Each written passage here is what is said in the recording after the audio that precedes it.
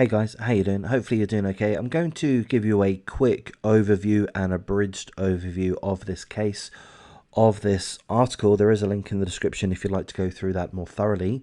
If you do appreciate the coverage of this topic, please do like, comment, subscribe, share the video as you see fit. Quick version is that a trial has taken place. I believe all of the evidence has been presented. The judges are set to deliver their verdict and a sentence next Tuesday, so in a couple of days' time. So as far as I understand, the final arguments have been presented, that type of thing. And this is in regards to a lady from Liverpool, a Liverpudlian, so that's from England, of course, and she's 39 years of age. This woman here, we can call her a scumbag. I have no issues with calling this lady a scumbag. And she's an alcoholic. She has a toxic relationship with alcohol. Oh, forgive me, you might find this offensive, but you know what? Boo-hoo. And her actions has resulted in the death of 2 of her own children. Most recently, a 5-month-old. She got drunk. She had to go to bed. She was passed out drunk. She took the 5-month-old with her to bed. She slept on top of the baby. The baby's sister, elder sister, saw what was happening, and the elder sister tried to wake mommy up. Mommy wasn't waking up. Mommy was too fucking passed out drunk. And the baby died. And that was the most recent event. 2 years prior, something very similar happened with her 2-month-old child. Charges were dropped at that point due to a lack of evidence. There was the possibility of death from natural causes in regards to her first child that she also, I believe, slept on top of, suffocated when she was drunk, passed out drunk, paralytic, whatever the correct term is. So there's a lot of talk within this article about this poor lady's crippling alcohol addiction. Oh no, she's a victim. Spare me the story. And it also talks about her mental health issues. And I kind of, in a way, and I might be an arsehole, and I might be very hypocritical. Perhaps my viewpoint chops and changes, whichever the way the wind blows. But this one annoys me. I'm annoyed in this case.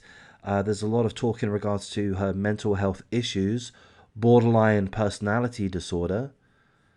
There's a lot of discussion about that. I mean, why am I being negative about that? I don't know. It just seems like it's a crutch. It's a crutch. This is the second baby she has killed by being passed out drunk and falling on top of it. And what? She's going to get a lighter sentence. But forgive me, some of you are going to really find this offensive and some will unsub. She's going to get a light sentence, isn't she? Why is she going to get a light sentence? Number one, because she's got a vagina, I presume. Don't wish to gauge her gender, but she looks like a vagina bearer to me. And she's going to get a lenient sentence for that reason alone. And another reason that she's going to get a lenient sentence is because she's put in this defense. Oh no, it's not me, it's this terrible disease called alcoholism. Oh, if only I wasn't a victim of this disease. That argument is going to have some weight. It's going to have some weight. It ought not to. It ought not to have some weight, or certainly not much at all. But it is. She's going to get leniency because she's come up with that argument. She's also going to get leniency because she's able to present some psychological reports or such that states that she has signs of borderline personality disorder. So,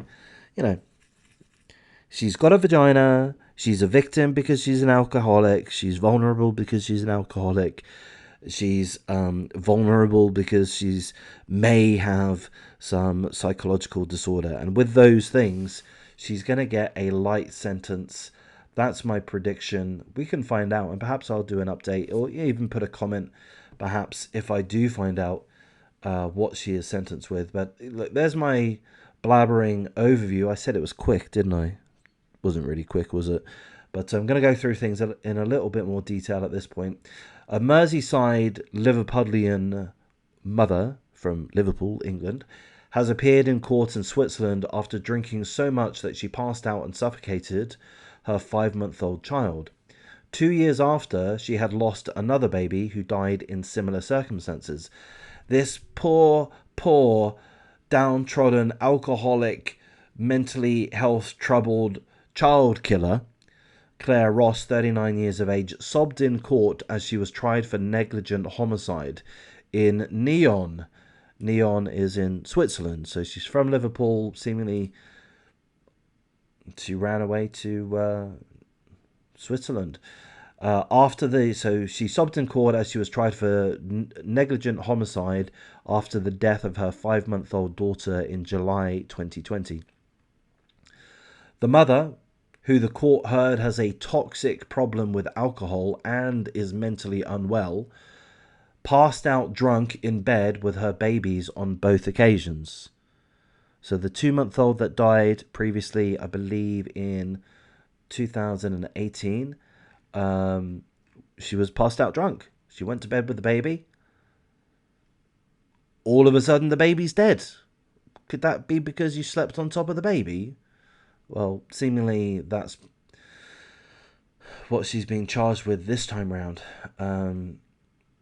Anyway, her 5-month-old daughter died from suffocation just 2 years after the mother lost a 2-month-old child after also passing out drunk, although the cause of death of the first infant that died is unknown. So the autopsy, the medical examiners weren't able to come to a conclusion. There was the potential of other reasons for death, and with that, she faced no charges, as far as I understand. Criminal charges were dropped following the tragic death in 2018. The article goes on to tell us that the mother shows signs of borderline personality disorder, and that she struggles with a crippling alcohol addiction. And she has done since 2017. In 2018, she woke up one morning after drinking to find her 2-month-old baby dead in bed with her. So as I say, the charges were dropped in regards to that due to the possibility that the child died of natural causes. But to me, that seems to have been an error on the authorities' part. So in July 2020, one day, the mother drank so heavily that she needed to go to bed. She put the TV on for her eldest daughter, who was 6 years of age, and the mother went to bed with her 5-month-old. She was so passed out drunk that she fell on top of the baby. The 6-year-old was alerted to the sounds of distress from her baby sister, but she couldn't wake Mummy up. Mummy was too fucking drunk. Eventually, the 6-year-old did manage to free the 5-month-old baby, her sister, and she ran to get help from a neighbour. They called emergency services.